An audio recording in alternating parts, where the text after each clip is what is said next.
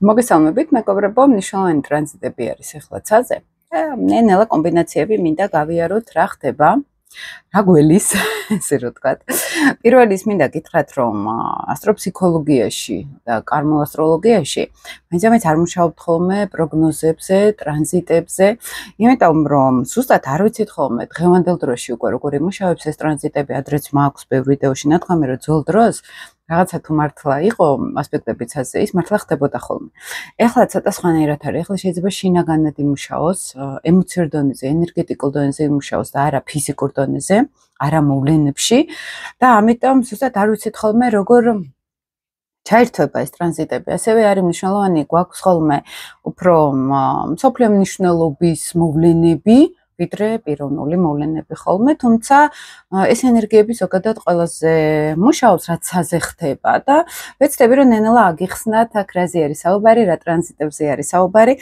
პირველ რიგში 21-დან 21 ივნისიდან იქნება უკვე მზის გადასვლა კეჩხების ზოდიაქოში და ეს არის უკვე ის პერიოდი, როდესაც ყველაზე დიდი დღე არის, მზებუდობას რო ეძახიან და ყველაზე მოკლე ღამე. და აქედან ნელა დაიწყებს უკვე კლებას დღის სინათლე. საერთოდ ასტროლოგიურად აგიხსნით ეს როგორ მუშაობს.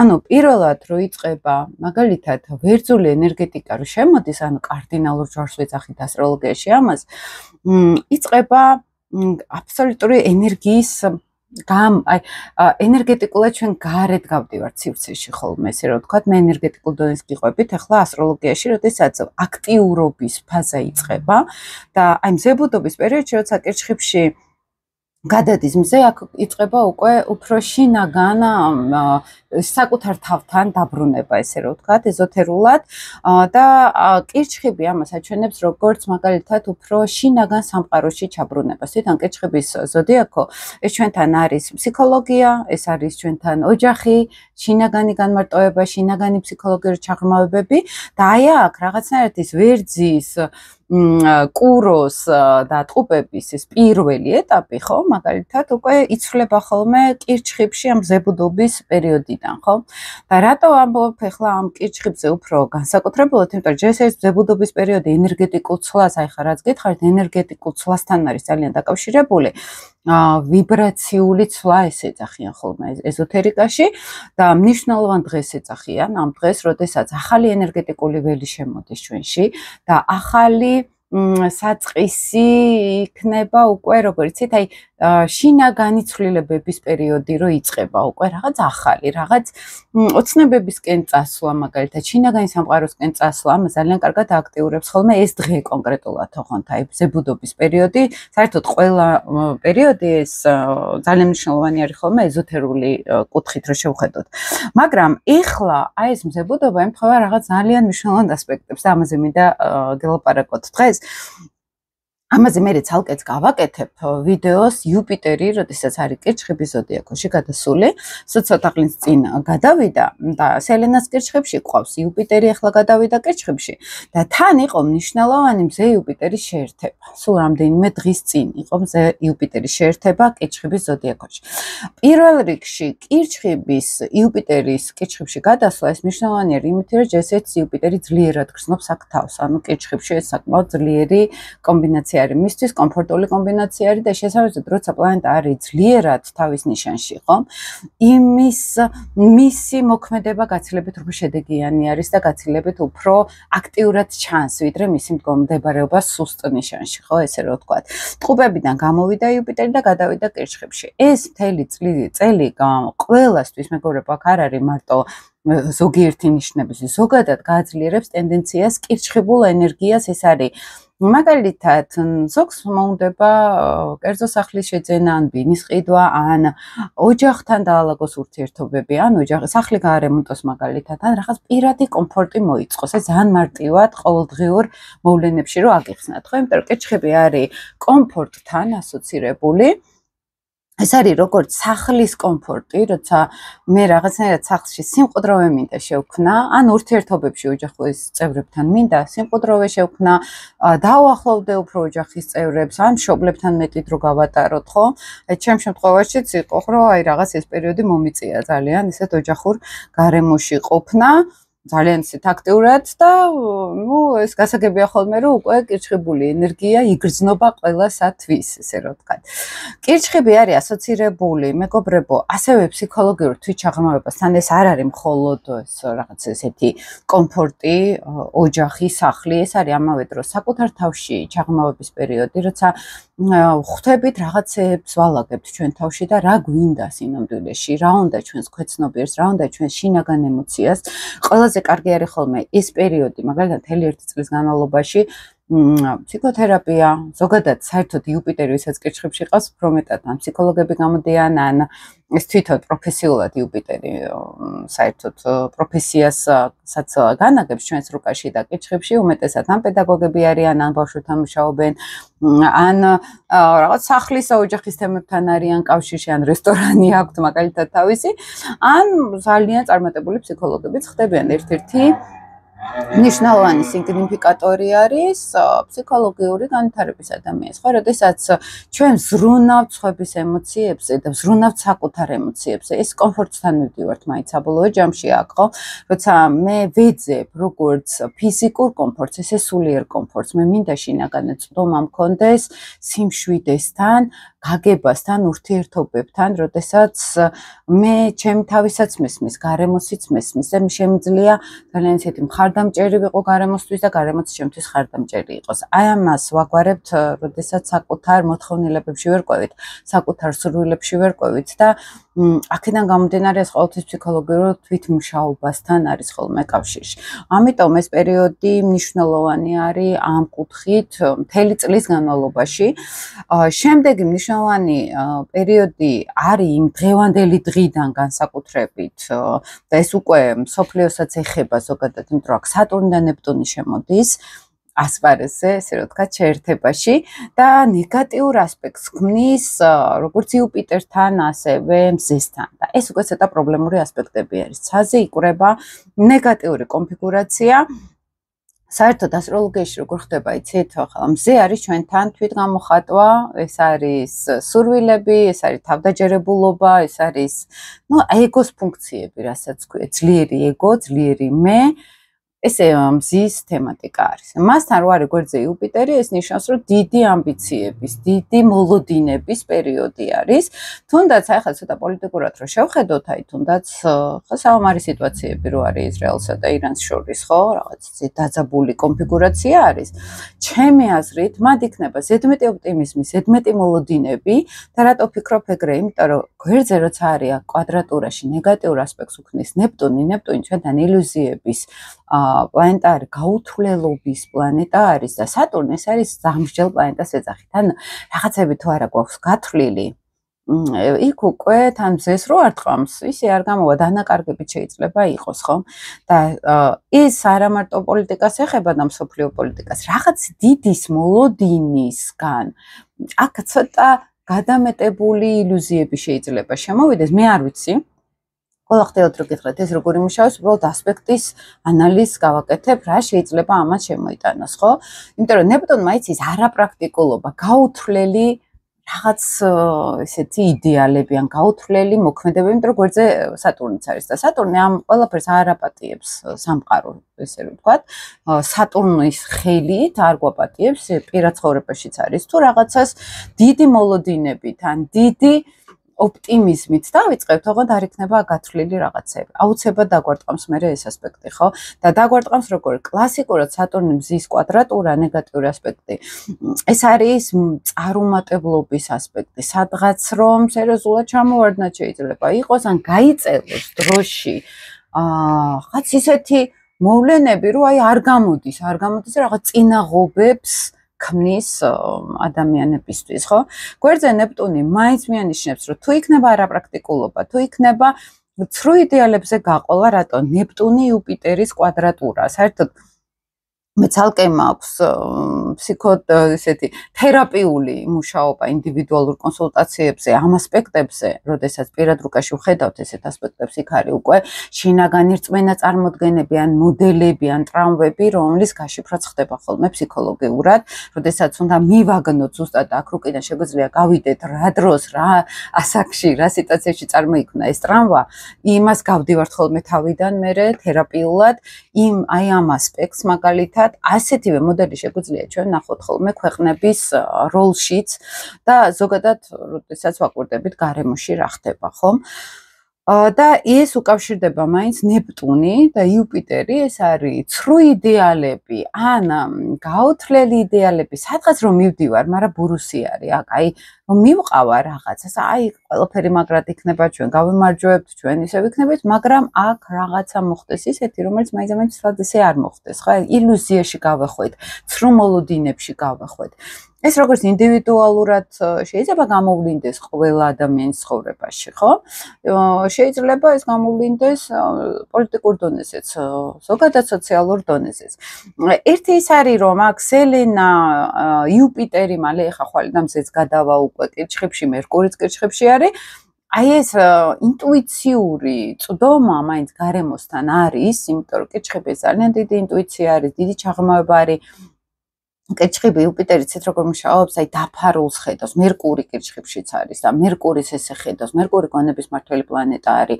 აი როგორი ფონი არის ახლა ინფორმაციული ჩვენთან და ეს არის უფრო დაფარული ფსიქოლოგიური ინფორმაციის აღქმა გაადვილებული უფრო ჩვენთან ვიდრე ესეთი ხისტი და პრაგმატული ინფორმაციები.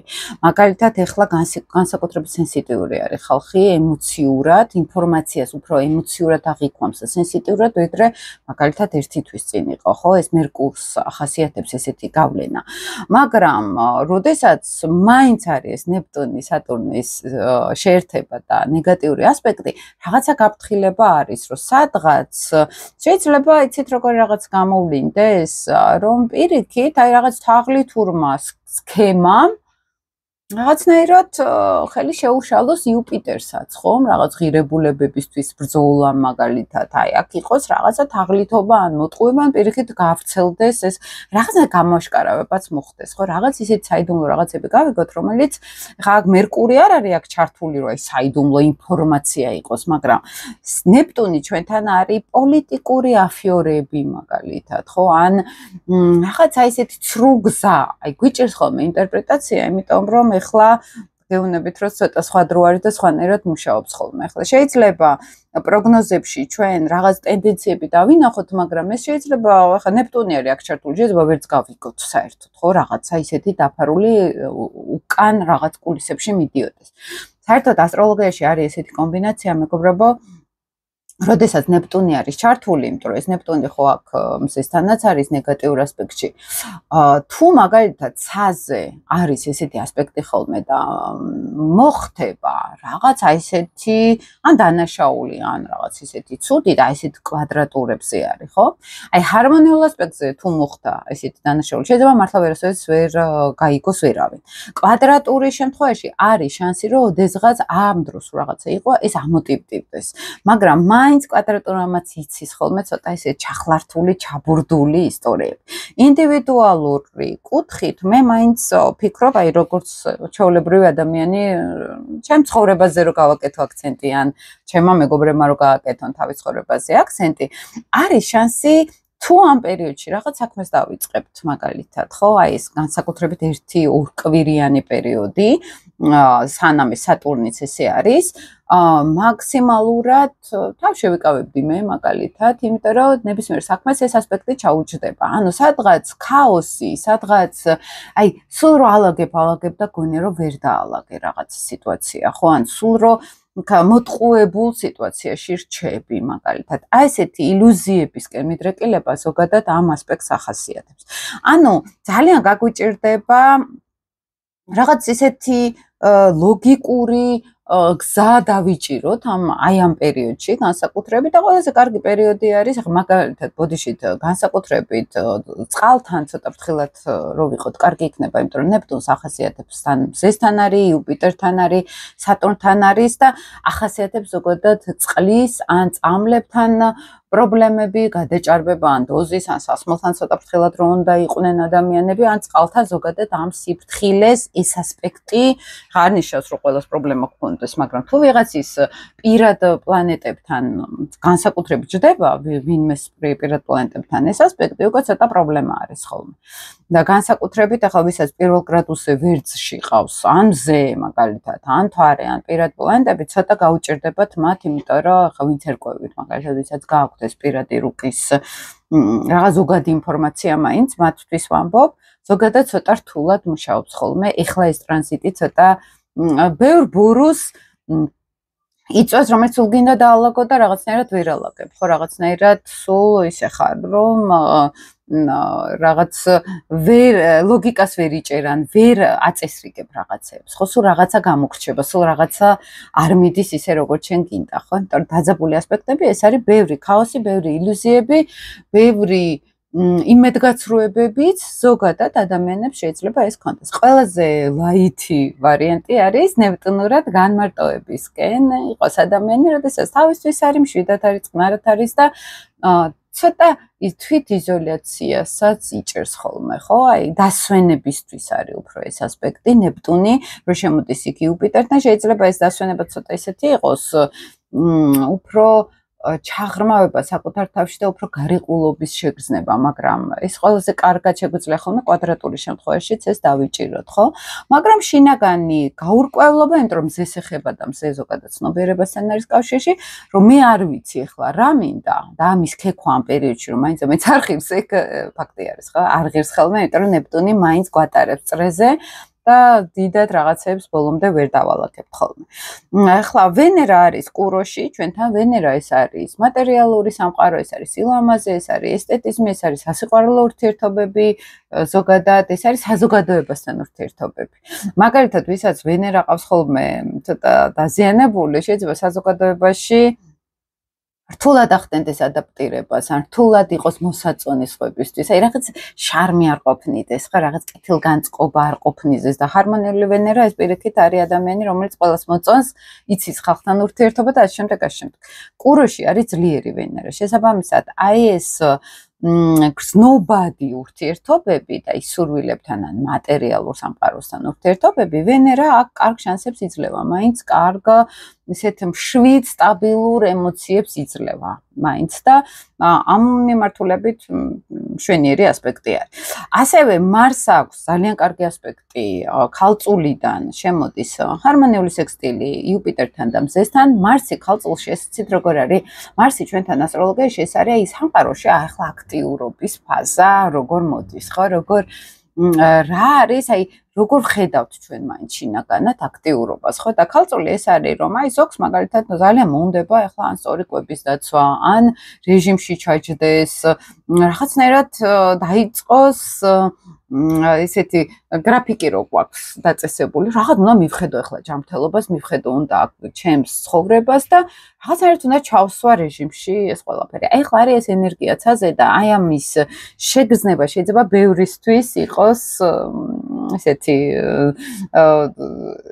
მეც მქონია ეგ მომენტი, ახლა მარსი როგორც კი გადავიდა ქალწულში, რაღაცნაირად მომინდა უკვე, რომ რაღაცები რეჟიმი უკვე უნდა დავიცვა, მეთქი ცოტა რაღაცები რო გაგექცევა და რო გინდა დააბალანსო ცოტა სიტუაცია. მარსი ამას იძლევა. საერთოდ როცა ცაზე პლანეტები მოძრაობს, მეგობრებო, აი რომელი პლანეტა რომელ ნიშანში არის, აი ეს ტენდენციები შემოდის ყველასთვის. აი შეიძლება მაგალითად მარსი ქალწულის დროს იქ მანქანის გაკეთება მოუწიოს ზოგს რაღაცების დაალაგება მოუწიოს, რაღაცების გადაწყობა ან ფიზიკურ დონეზე, ან ემოციურ დონეზე, ხო? ან სწორი კვება მინდა, ან ვარჯიში მინდა, ან რეჟიმში უნდა ჩავჯდე, ან ბევრი წვრილმანი მაქვს დასალაგებელი ჩემ ცხოვრებაში და ენერგია მიემართოს ამ მიმართულებით. და ჰარმონიული ასპექტი არის, რომ თუ აი ეს პრაგმატიზმი, რომ ქალწული მარსი ეს პრაგმატულობა არის, თუ პრაგმატულობით, თუ ესეთ დეტალებზე ბუნებაზე ორიენტირებით ჩვენ რაღაცებს შევხედავთ, იმ კვადრატურის განეიტრალება რაღაც ზონაზე არის შესაძლებელი. აი იმ სატურნზე და ნეპტუნზე რაც ვილაპარაკეთ, ხო? იმიტომ რომ მარსი იძლევა კარგ შესაძლებლობებს, რომ ჩვენ რაღაცები დავალაგოთ, რაღაც ბურუსში და სატურნულ ენერგიაში არ გავეხვეთ, ამის ან კარგ შანსებს გვაძლევს ეს მარსი და ეს საკმაოდ ისეთი კარგი კომბინაცია არის, ვიტყოდი. შემდეგი, რაც არის ახლა აქ მნიშვნელოვანი, ვიცით ჩვენ მეგობრებო, რომ მაინც კარმული კვანძები გვაქვს ახლა ქალწულისა და თევზების ზონაში და როდესაც ამდენი დატვირთვით არის აქ უკვე წყლის ენერგია, ხო, ესეც მნიშვნელოვანი არის, იმ კუთხით აღმავალი კარმული მისია, ესე ყველასთვის ირთვება და მან მნიშვნელოვანი არის ყველას პირად რუკაში რომელ სახლში გაუდის, იმ ენერგიას აქტიურებს კარმული კვანძები ყოველთვის, აღმავალი კვანძი აფართოებს სახლს, სახლები იცით ეს ჩვენთან სფეროები არის და რომელ სახლშიც ხდება, ის სფერო ხდება უკვე აქტიური საკმაოდ და კარმული კვანძები ამ შემთხვევაში პლუს არის ჰარმონიულ ასპექტში, მაგალითად გონების მმართველ პლანეტა მერკურთან და აი აქ რაღაცნაირად ეს თევზური აღმავალი კარმული კვანძი, მაგალითად შესაძლებლობები არის ჩვენ ცხოვრებაში აღმავალი კვანძი, ხო? და გონების მმართველი პლანეტა ასევე წყლის ნიშნისგან, ხო, მერკური რაღაცნაირად გვაძლევს კარმულ მაგალითად გაფართოებას, ან რომ ვისწავლოთ, ან რომ რაღაც კომუნიკაცია გქონდეს, ურთიერთობები გქონდეს, ოღონდ უფრო ემოციურ, ფსიქოლოგიურ ნიადაგზე, ხო? ეს კარმული კვანძები აქ ამ შემთხვევაში კარგ პოზიციაში არის ხოლმე, კარგ ასპექტებს რო ქმნიან. ესეც ძალიან მნიშვნელოვანი არის. ძირითადად, როცა არის ესეთი რთული ასპექტები, გულახდილად რო გითხრათ, ახლა მე ვერ ვიტყვი, რომ ახლა ამ ასპექტებს რაღაცნაირად ჩემ თავზე პირადად გრძნობ და ზოგი შეიძლება საერთოდ ვერც იგრძნოს საერთოდ ესეთი ასპექტები ხოლმე, მაგრამ იმ შემთხვევაში თუ რაღაც სერიოზულს არ ვაკეთებთ. აი ჩვენ თუ რაღაც გეგმები გვაქვს, ჩვენ თუ რაღაც სერიოზული მიზნებში ვდებთ ენერგიას, აი მანდ უკვე ცოტა შეფერხებები იქნება. მაგალითად ამ პერიოდში არც ან ოპერაციას დავგეგმავდი, ან რაღაც მნიშვნელოვან რაღაცებს არ დავგეგმავდი მაინც და მაინც, ხო? იმიტომ რომ სატურნი მზესთან და იუპიტერთან კვადრატურას რო ქმნის, ეს არის ცოტა წარუმატებლობისკენ, აი იცით როგორი წარუმატებლობა, რომ აი ეს არის ის ასპექტი, როდესაც მე თუ ოპტიმიზმი მაქვს, იუპიტერი, ხო, და რომ გამომივა და ყველაფერი კარგად მექნება, რამდენად მაქვს დეტალებში ყველაფერი გათვლილი. ან რამდენად მაქვს გამოცდილება დამარცხების. სატურნს უყვარს დამარცხების გამოცდილება, წარუმატებლობის გამოცდილება, რომ ამ წარუმატებლობაში მე უკვე ვიცი რა არის ეს წარუმატებლობა და შესაბამისად მე უკვე ძალიან ესე მშვიდად უემოციოდ ხრთოვანების გარეშე მივდივარ წარმატებისკენ. აი ეს უნდა ხოლმე რეალურად სატურნის ენერგიას. ეს არის ასაკოვანი ფსიქოტიპის ენერგეტიკა სატურნი, როდესაც ახლა 90 წლის ვარ და მე უკვე ცხოვრების გამოცდილება მაქვს და ეს ენთუზიაზმით აღარ ვარდები რაღაცებზე, ეს არის სატურნის ფსიქოტიპი, როცა ეს ასაკოვანი ბრძენი ენერგია შემოდის პლანეტებთან, რა თქმა უნდა, იმ პლანეტებს აძლევს ამის მოთხოვნილებას, რომ მე ესე უნდა უყურებდი სამყაროს, აი ესეთი სიბრძნით, უკვე გამოცდილებით და ნაკლები ემოციით. თუ ეს არ არის ხოლმე, იქ მერე დარტყმები მოდის.